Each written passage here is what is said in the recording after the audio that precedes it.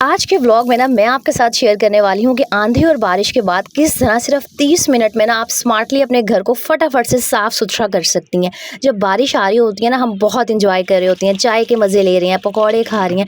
बारिश वैसे भी अल्लाह ताला की रहमत है, उसको इंजॉय करना चाहिए। लेकिन जैसे ही मौसम ठीक हो जाता है ना, वापस से अपनी रूटीन पर आ जाता है, तो हर तरफ गंदगी और पानी, और हम औरतों के सर पर एक टेंशन कि अब जो हमारा काम है ना सफाई का, वो डबल हो जाएगा। तो आज मैं आपको बताऊँगी कि किस तरह आपने बगैर थके स्ट्रेस फ्री रह के ना अपने घर के सारे कामों को समेटना है। आज का व्लॉग आप सबके लिए ना एनर्जी से भरपूर होने वाला है, तो एंड तक मेरे साथ रहिएगा। अस्सलाम वालेकुम प्यारी बहनों, उम्मीद है जी आप सब ठीक ठाक होंगी। अल्हम्दुलिल्लाह मैं बिल्कुल ठीक हूँ। और यहाँ पर व्लॉग का आगाज़ हो रहा है वही सुबह के टाइम से। और एक दिन पहले मुल्तान में कोई शदीद आंधी आई थी, और मुझे लगता है कि ऑलमोस्ट सारे पंजाब में ही ना बहुत ज़्यादा आंधी और बारिश आई थी। बारिश तो खैर कल रात आई है यहाँ पर, बल्कि साथ में ओले भी थे। मुझे बताइएगा कि आपकी तरफ सिर्फ बारिश आई है या साथ में ओले भी पड़े हैं। लेकिन जो परसों की आंधी थी ना, उसने बहुत ज़्यादा गंद डाल दिया था। वैसे ही जब आंधी चलती है ना, तो जो घर की सफाई का काम है डबल हो जाता है।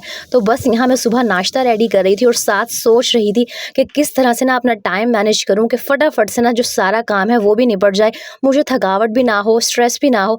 फिर सोचा कि अपनी बहनों के लिए व्लॉग भी बना लेती हूँ, क्योंकि आप सबकी तरफ भी ये आंधी मट्टी बारिश आई होगी और आप सब ने भी ना घरों को साफ़ करना होगा, और सफाई के लिए मोटिवेशन की ज़रूरत तो होती ही है। और जब आती है बात मोटिवेशन की ना, तो आपकी बहन आप सबके लिए एक ज़बरदस्त सा एनर्जी बूस्टर व्लॉग लेके हाजिर हो गई है। अच्छा, अपनी टिप्स रूटीन शेयर करने से पहले ना यहाँ एक बात क्लियर कर देती हूँ। अक्सर मुझे कमेंट आ रहे होते हैं, आप ही आप बहुत मोटा पराठा बनाती हैं। तो मैं आपको बता दूँ कि मेरे हस्बैंड को ना वो जो क्रिस्पी पराठा होता है, जो बल वाला, मैं अपने और आमना के लिए बनाती हूँ, वो अच्छा नहीं लगता। उन्हें इसी तरह के थोड़े से मोटे, मतलब इसी तरह के पराठे अच्छे लग रहे होते हैं जिसमें बिल्कुल भी क्रिस्प ना हो। अब अगर मैं रोटी को पतला करूँगी ना, तो फिर वो पापड़ सी बन जाती है और उनको अच्छी नहीं लगती। यही रीज़न है कि जब मैं सुबह पराठे बना रही होती हूँ ना, वो थोड़े से मोटे होते हैं। तो मेरी बहुत सारी बहनें आकर कह रही होती हैं, आप सारी चीज़ों में बहुत सलीकामंद है, लेकिन आप रोटियां अच्छी नहीं बनाती हैं। तो मैंने सोचा आपकी ये कन्फ्यूजन आज दूर कर देती हूँ कि मेरे हस्बैंड को इसी तरह के पराठे अच्छे लगते हैं। जो पराठा मैं अपने और आमना के लिए बनाती हूँ ना, वो अंदर अच्छे से ऑयल लगा के और प्रॉपर जो क्रिस्पी पराठा होता है बल वाला, वो बनाती हूँ। अब मुझे उम्मीद है कि इसके बाद मुझे कोई नेगेटिव कमेंट नहीं आएगा मेरी रोटियों को देख के। अच्छा खैर, क्योंकि एक दिन पहले आंधी आई थी, घर बहुत ज़्यादा गंदा हुआ था। वैसे तो मेरी आदत है कि जैसे ही बारिश आंधी आती है, मैं सफाई करने की ना कोशिश करती हूँ कि साथ ही झाड़ू लगा दूँ तो मिट्टी थोड़ी कम हो जाए। लेकिन क्योंकि रात को आंधी आई थी तो सफाई हो नहीं सकती थी। सुबह मैंने सबसे पहले नाश्ता रेडी किया, और उसके बाद सोचा कि दोपहर के खाने की तैयारी कर लेती हूँ। आज आपके साथ ना बड़ी ज़बरदस्त सी आलू और चिकन और वेजिटेबल वाले कटलेट्स की रेसिपी भी शेयर करूँगी। तो नाश्ते के फ़ौरन बाद ना मैंने आलूओं को अच्छे से धो के और साथ में चिकन को भी ना कुकर में बॉयल होने के लिए रख दिया था। दोनों चीज़ें साथ इसलिए डाल दी थी ताकि जो गैस है ना उसकी बचत हो, और एक ही वक्त में आलू भी बॉयल हो जाए और जो चिकन है ना वो भी बॉयल हो सके। इस तरह ना थोड़ी सी स्मार्टली आप अपनी गैस की भी बचत कर सकती हैं, पैसों की भी बचत कर सकती हैं। सिर्फ आपके अंदर ना थोड़ी सी समझदारी होनी चाहिए। अच्छा, जो मैं कटलेट्स बनाने वाली हूँ ना, उसके अंदर गाजरें और मटर भी ऐड करूँगी, तो यहाँ पर साथ ही मैंने उनको भी बॉयल होने रख दिया था। अब आ जाते हैं जी घर की सफाई पे। कोशिश करें कि जब भी आंधी आए, बारिश आए, आपका घर चाहे ओपन है या जैसा भी है, घर में मिट्टी कहीं ना कहीं से आ जाती है, तो जो अपनी बेडशीट्स वगैरह है ना, उनको लाजमी चेंज किया करें। और साथ ही हमारे रूम में अक्सर ना जाले लग जाते हैं, और आंधी के बाद तो वैसे ही दीवारें मिट्टी से बहुत ख़राब हो जाती हैं। तो कोशिश किया करें कि 5 या 10 मिनट निकाल के ना अपने रूम की जो दीवारें हैं, वो किसी भी फूल झाड़ू से, या वो जो होती है क्या कहते हैं जाले उतारने वाली, उससे ना अच्छे से सारी जो मिट्टी है दीवारों से, छत से, हर चीज़ को अच्छे से प्रॉपरली क्लीन कर लें। अच्छा, लास्ट मैंने जब व्लॉग बनाया था ना, तो मैं भूल गई थी, मैंने बेडशीट पहले चेंज कर दी थी और जाले बाद में उतारे थे। तो यार, गलतियां इंसान से हो जाती हैं, इसलिए ना अपनी गलती को मानने में इंसान को कभी भी शर्म नहीं करनी चाहिए।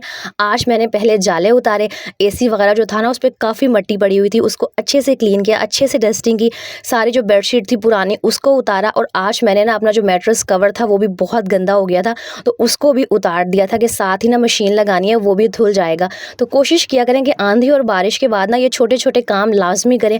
अगर आप साथ के साथ दीवारों को और चीज़ों को साफ़ नहीं करेंगी ना, तो वो आहिस्ता आहिस्ता काम इकट्ठा होता जाएगा और फिर घर बहुत ज़्यादा गंदा लगना स्टार्ट हो जाता है।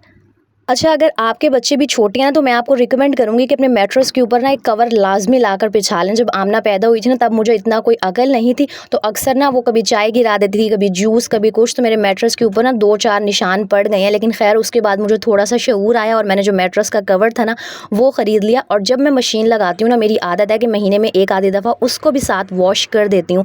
और एक और बात आपको बताऊँ, जब आँधी और बारिश आती है ना, तो अक्सर बच्चे बारिश में भीग के कपड़े गंदे कर देते हैं। आँधी की वजह से वैसे ही मिट्टी से चीज़ें गंदी हो जाती हैं, तो कोशिश करें कि वो जो गंदे कपड़े हैं ना, वो नेक्स्ट डे आप साथ के साथ वॉश कर लें। इस तरह जो आपका काम है ना, वो डबल नहीं होगा।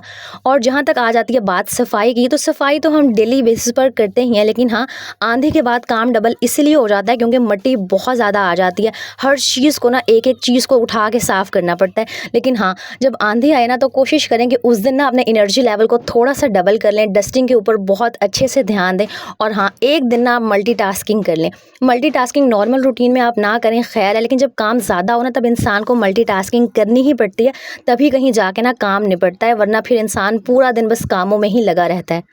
तो बस आज जी मैंने अपना माइंड बनाया हुआ था कि 30 से 35 मिनट में ना मैंने सारी डस्टिंग भी करनी है, सफाई भी करनी है, पोछा वगैरह सब कुछ लगा देना है, क्योंकि जुम्मा था और मैं चाह रही थी कि जो मेरा जुम्मे का दिन है ना, वो सारा सफाई सुथराई में ना गुजर जाए।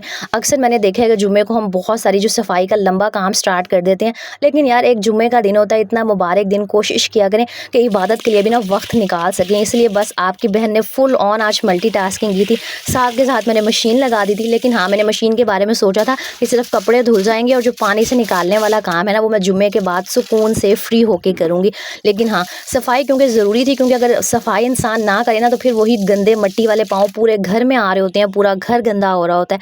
और हाँ, एक और बात आपको बताती चलूँ कि लगे हाथ जब आप ऐसे डीप क्लीनिंग कर रही हो आंधी और बारिश के बाद, तो ये जो टब्स होते हैं जिसमें आप अपने पोछे वगैरह को वॉश करती हैं, डस्टबिन होती है ना, इनको भी हाथ के हाथ वॉश करती रहा करें। इस तरह ये चीज़ें ना साफ़ रहती हैं।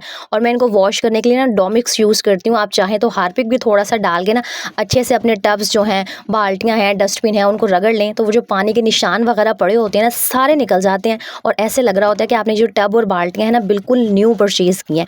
और यहाँ एक बात क्लियर कर दूँ कि मैंने टब और बाल्टी को धोने के लिए अलग स्पंज यूज़ किया था और डस्टबिन को वॉश करने के लिए अलग स्पंज। तो यहाँ पे कोई ये ना कहे कि आपने एक ही स्पंज से सब कुछ वॉश कर दिया, ऐसा कुछ भी नहीं था।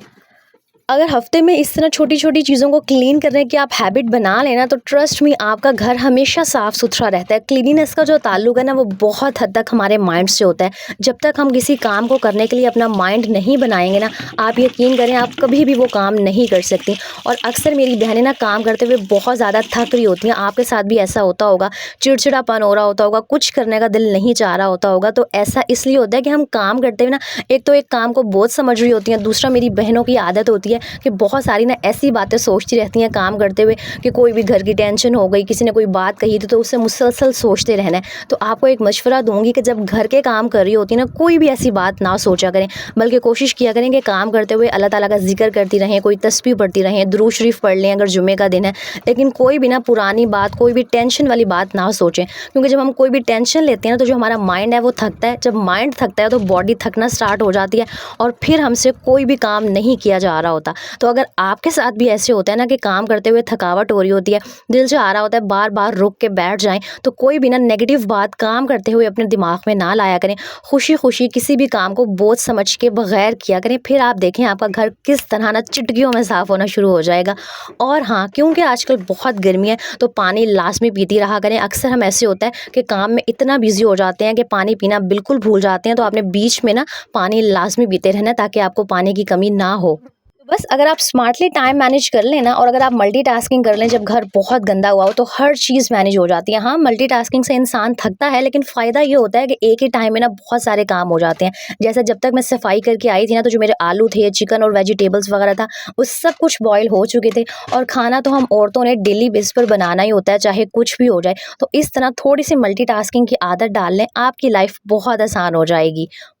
और रेसिपी शेयर करने से पहले ना, मैंने सारा जो किचन है उसको इसलिए साफ़ किया था, क्योंकि अगर किचन गंदा हो ना, तो मुझसे कोई काम नहीं किया जा रहा होता। और मेरी जिन बहनों के किचन छोटे हैं ना, आपको भी मैं यही मशवरा दूंगी कि खाना बनाने से पहले किचन का जो काउंटर है, चूल्हा वगैरह है, उसे अच्छे से साफ़ कर लिया करें। जो बर्तन है उनको वॉश कर लिया करें, फिर ना काम करने का मज़ा आता है। क्योंकि अगर किचन फैला हुआ हो ना, तो फिर मुझे लग रहा होता है कि काम मज़ीद बढ़ जाता है और समझ ही नहीं आ रही होती कि इंसान क्या करे।